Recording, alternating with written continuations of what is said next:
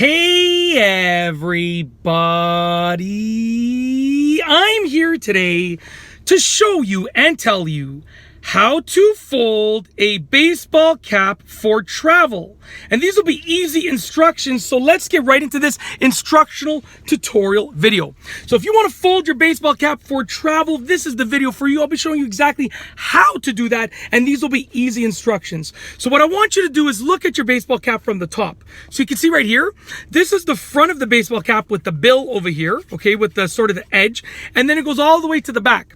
Now, essentially, I want you to find a specific spot on the baseball cap that is probably about 55 to 60% of the way from the front to the back. So obviously from the front to the back, 50% would be basically right where this little piece is at the top, and you're going to go right past that, so just beyond that.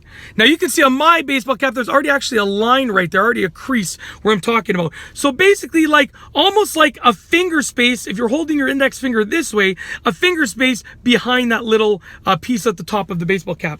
What you're going to do is you're going to actually take the back of the baseball cap and push it in towards the front, and you want to get a nice crease essentially right behind that little piece at the top. So I'm going to take the back of the baseball cap, push it in towards the front like this, tuck it in towards the front, and then essentially you're going to look at the top and you want to get a nice crease. You can see this is not a nice crease right here.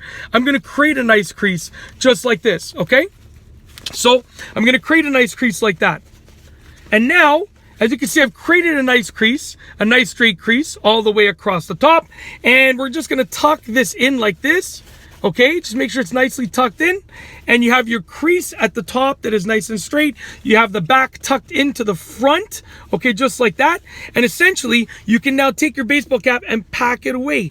And you have now folded your baseball cap for travel. It's ready to be packed up. It's ready to be stored. You've folded it properly. This is going to give you the best result. There are a few different ways that I've heard of and seen.